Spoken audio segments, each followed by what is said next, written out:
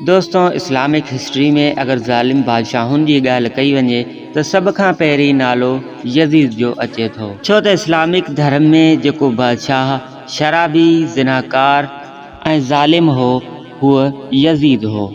दोस्तों, यज़ीद ना सिर्फ़ शराबी, ज़िनाकार, ज़ालिम बादशाह हो बल्कि हज़रत मुहम्मद सल्लल्लाहु अलैहि वसल्लम जे नवासे इमाम हुसैन जे क़त्ल जो बि दाग़ लॻल आ। दोस्तों, छो त करबला जे मैदान में जॾहिं इमाम हुसैन रज़ी अल्लाह ताला अन्हो के यज़ीद शहीद कयो, हुन खां पोइ तमाम मुसलमान हुन खां नफ़रत करण लॻा।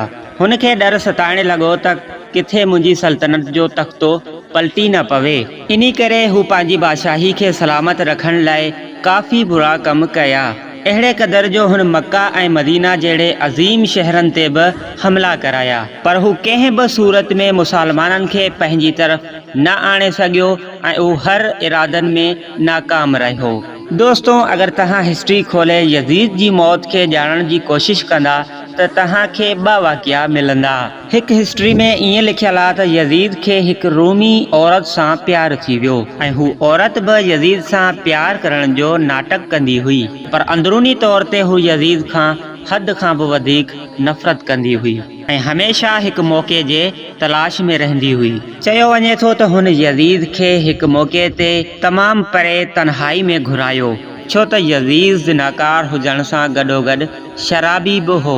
यज़ीद जॾहिं नशे जी हालत में हुन औरत सां मिली रहियो हो त हुन औरत हुन ते खंजर जी वार कई ऐं ईअं चयो त जेको इंसान पंहिंजे नबी जे नवासे जो क़ातिल हुजे हू मुंहिंजो वफ़ादार छा थींदो। कुझु अहिड़ी तरह यज़ीद जी ज़िंदगी जो हुते ई ख़ात्मो थी वियो ऐं कई ॾींहं ताईं हुन जंगल में यज़ीद जी लाश जानवरनि जे विच पई रही, पर आख़िरकार हुन जे महल जे माण्हुनि जॾहिं हुन लाश खे ॻोल्हे वरितो त लाश में बदबू हुजण जे सबबु हुन खे उते ई दफ़नाए छॾियो।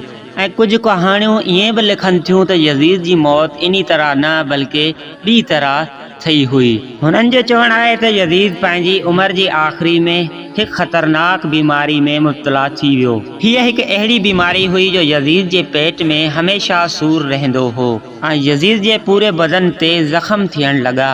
यज़ीद ॾिठो जॾहिं मुंहिंजी हालत तमामु ख़राब थी वई आहे त हुन पंहिंजे पुटु मुआविया खे घुरायो।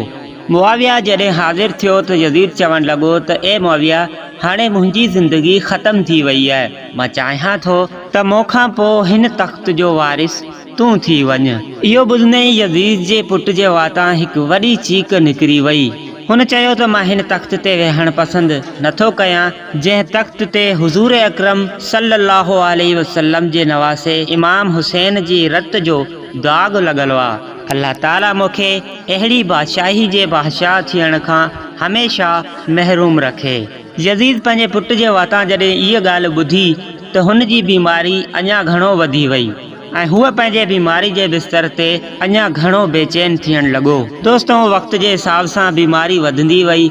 आख़िर हिकु वक़्तु अहिड़ो आयो जो यज़ीद जे जिस्म में कीड़ा पवण लॻा ऐं हुनजे जिस्म मां बदबू अचण लॻी। यज़ीद खे हद खां बि वधीक उञ लॻंदी हुई ऐं जॾहिं हुनखे पाणी पीआरियो वेंदो हो त अञा बेचैनी वधी पवंदी हुई ऐं अगरि पाणी न पीआरियो वेंदो हो त उन जी वजह सां हुनजी बेचैनी हमेशा बरक़रार रहंदी हुई। यानी यज़ीद जी आख़िरी हालत कुझु अहिड़ी थी वई जो पाणी पीए त बि बेचैनी ऐं अगरि न पीए त बि बेचैनी। आख़िर तड़पंदे यज़ीद जी मौत थी वई ऐं मौत खां पोइ यज़ीद जे जिस्म मां कुझु अहिड़ी ख़तरनाक बदबू पैदा थी जो को बि माण्हू वेझो न वेंदो हो।